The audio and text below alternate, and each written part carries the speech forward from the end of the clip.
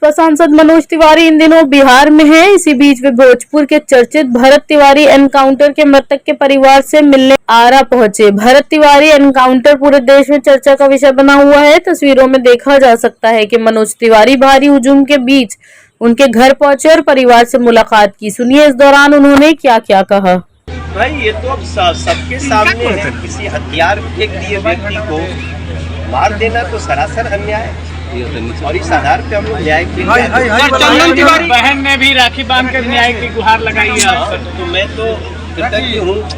अब तो हमें करा कि जब हाथ में हमने राखी बांध दे लिया तो हम अपने आप के भरत तिवारी की जगह पे देख के परिवार स्मारक बनाने की जा रही है कि स्मारक बना जाए भरत तिवारी की, जरूर बने।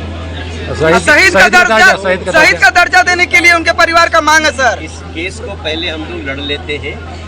देखिए देश तो कानून से चलता है, लेकिन जिस तरह से निर्दोष को इस तरह का एक निर्दोष भरत तिवारी के साथ गलत हुआ, उसके आधार पे जो आप बातें कह रहे हैं वो आगे उसका प्रावधान होगा ही। जवनिया परिवार पे भी आरोप लगाया था, उस पर मैं कुछ नहीं बोल। जवनिया के लोग भी मिले सर, आज भी वो लोग पीड़ित हैं।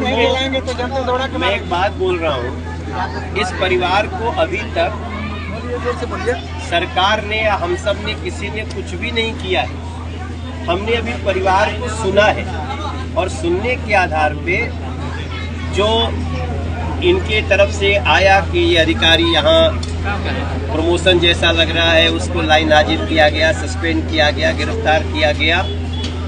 और जो भी आपने कहा प्रशांत जी के द्वारा, वो मुझे बहुत दुख दिया। इस परिवार के लोगों के बारे में कोई छोटी बात किसी को नहीं करना चाहिए। प्रशांत जी तो फिर भी इतने समझदार माने जाते हैं। गिरफ्तार हुए हैं सर, अभी सिर्फ एक ही गिरफ्तार हुए हैं और लोग कब गिरफ्तार होंगे सर? 5 और एसडीएम जो है पिता आपके सामने ही ट्रांसफर किया गया है, उनका अभी तक लाइन हाजिर तक नहीं किया। बड़े अधिकारी अभी सलाखों के अंदर नहीं है सर, इसके बारे में बोलिए। डीएसपी लाइन हाजिर है और कानून की एक प्रक्रिया है, उसके तहत हम सभी आप सब जानते हैं।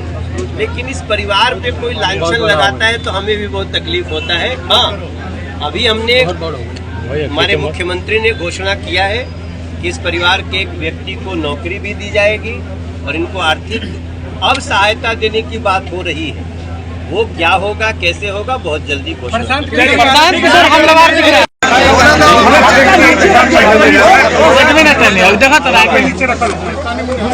आज भरत तिवारी जी के घर पे आए हैं क्या? चंदन आज हम तिवारी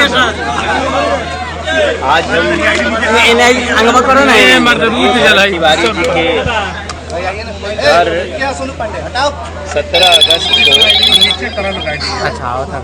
17 जून की घटना के बाद 17 परिवार ने कुछ भैया मैक नीचे कीजिए को भोजन कराया सबको।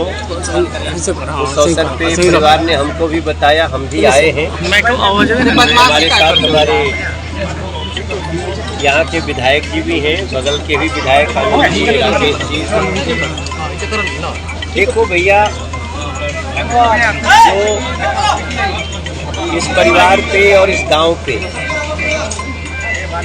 जो दुखद घटना हुई है उसकी पूर्ति तो हम नहीं कर सकते, लेकिन जितना हम परिवार के साथ खड़े होके उनकी बातों को समझ के उनको माननीय मुख्यमंत्री जी से मिला के और परिवार ने जो बात कही, सारे विषयों को हम एक एक करके सुन भी रहे हैं और उसमें जो परिवार चाहता है, जो गांव चाहता है, जो समाज चाहता है, हर उस चीज को हम लोग आगे बढ़ा रहे हैं। आप सबको ये जानकारी होगी ही कि जो स्थानीय अधिकारी प्रथम दृष्टया इसमें लगता है कि उनका इसमें दोष है, उन लोगों पर एफआईआर भी हुई, कई लोगों को सस्पेंड भी किया गया और गिरफ्तारी भी हुई। इसके डिटेल में हम इसलिए नहीं जाना चाहते हैं कि हम लोग कानून का पालन करने वाले लोग हैं, लेकिन हम आपको इतना विश्वास दिला सकते हैं कि जो न्याय की परिभाषा है वो अवश्य दी जाएगी, न्याय होगा। हमारी माता जी से मुलाकात पहले दिल्ली में हो चुकी है। कई लोगों को ये कंफ्यूजन लगता है मनोज भाई जिस दिन मुख्यमंत्री जी से मिलवाए उसी दिन मिले।